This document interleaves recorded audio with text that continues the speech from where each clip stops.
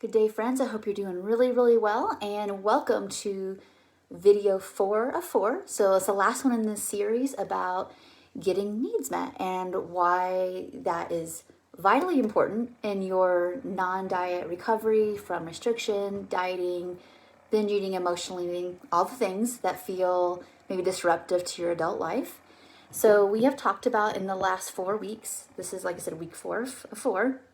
We've talked about the difficulties with getting needs met in terms of being able to settle, in terms of knowing your clarity about your hunger and fullness and what to eat, in terms of responding to those needs. And today we're going to talk about satisfaction.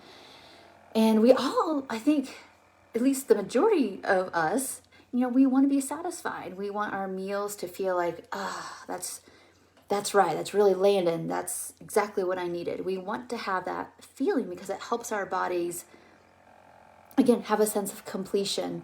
And oftentimes when we don't get that sense of completion, it leads to this angst and this constant frustration. And you might be feeling that in maybe some of the prior work you've done in reading and doing podcasts, and maybe in some sessions that it's like, I get it, but there's something that's blocking it really landing. And a lot of what we talked about in this last 4 weeks was about all the different barriers to actually get into this spot to satisfaction. So I'll talk a little bit about why we can't let ourselves get satisfied. And we're just going to talk about some of the qualities of, if this is you, of that give you a clue that you might actually have I'll call it a satisfaction barrier. And then of course we're going to talk about in a few minutes, like, what do we do about it?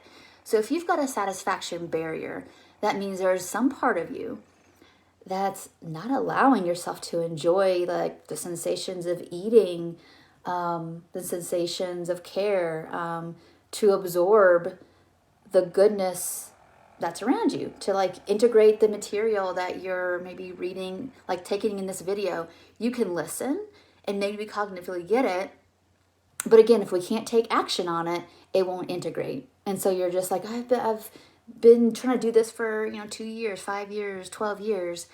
There's some kind of barrier in it fully landing, and that's why it's important that you're watching this video, so you recognize it's not your lack of intellect or even willpower. There's a barrier for allowing this to be digested and integrated and bringing you satisfaction, basically relief, that kind of thing. So we're going to just call it a nourishment barrier. There's some part in us that feels like care is a threat. Otherwise, we would just let all this land, right? You would like read the book, maybe do some sessions with somebody, let yourself fully eat what you want, and be done with it. If there wasn't any barrier, all right? So what it looks like with our food when we have a nourishment barrier is that we are just honestly binging or purging or restricting in any kind of way, whether it's with food, exercise, whatever, because we just can't let ourselves truly take in what we want or need. We might know what we want or need, or we might not, but we're just basically we're either taking in too much or not enough of what we really need. Okay, and that's going to look like self-sabotage, to be honest. Not necessarily like ambivalence, but yeah, some ambivalence about fully get our needs met. If you're struggling with a nourishment barrier, it's like there's just this fear of vulnerability, of feeling those feelings and really looking deeper. It's like that situation where you can like maybe even hear about health at every size and kind of bristle at it, like, no, I can't take that in. That's the level you might be struggling with if you have a nourishment barrier. Because let's say health at every size, that whole concept, if applied at the level of readiness you're at, is really lovely because it doesn't do any harm to your body, doesn't do any harm to your mind. But if there's a hard time taking that in, that's saying that like I can't take in this level of introspection and vulnerability that it takes to actually let it work for me. That's where people get really stuck. Sometimes we have a hard time accepting compliments, honestly, if we have a nourishment barrier. We won't take in the good. Why is that? Why would we like push away what's good, what might be helpful to us? And a lot of times we've had to take on these, they aren't really personality traits per se, they kind of look like it, but we kind of take on this self-reliant, like I'll figure it out myself kind of attitude, or health at every size is for, or intuitive eating is for everybody else. That's good for them, but not for me. So there's like this tough, generous, like I don't really, I can figure this out myself. I'm not like everybody else kind of thing. That works for everybody else, but not for me. Or this like kind of dependent, enduring, like, well, there's some identity kind of like being the dieter that never can figure it out. And I'm not saying anybody here's watching this, maybe if you do struggle with this, there's no judgment about it. It's just recognizing, yeah, I think I kind of do that, where it's like, I don't want to need any help. I don't want to think that I have needs like everybody else too. Mine aren't as important. You might hear some of that stuff in your experience. Again, those are signs of a nourishment barrier where we won't let ourselves be satisfied. Why would we do this? Why would we have these strategies? And it's because we've had experiences way far back that have created this neural pathway that says care is a threat. And the only reason we'd have that is that like when we went to grab onto something that could help us or that's supposed to help us, there were negative consequences. So we're just like, you know what? No, I'm not going to do that anymore. I'm just not going to need it. I'm going to do everything myself, because when I tried to take in, I grabbed I was vulnerable to take in, or I was vulnerable and I had to be vulnerable because I was little and I took in care. Either it was just always harsh or critical or whatever, or it was inconsistent, and all of that is going to be mirrored in your food. I don't really even know anymore what is good care, so I just take in whatever. Or maybe we're holding off our food needs because like, yeah, I know that I need to eat.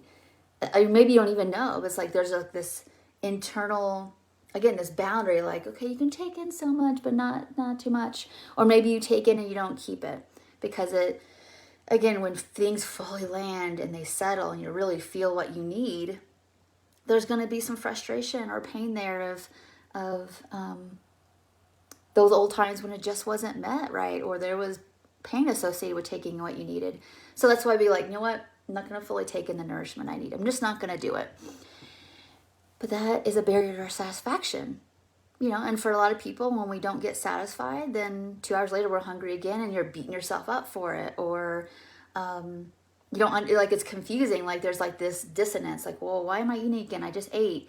But there wasn't this really true willingness to allow it to land, to let yourself eat enough to not need to be hungry again in 2 hours. Or maybe the opposite is where it's like, you've been doing this all day long, not getting enough food, because, again, there's this barrier against fully getting needs met, and then later on we binge, So there's a lot going on there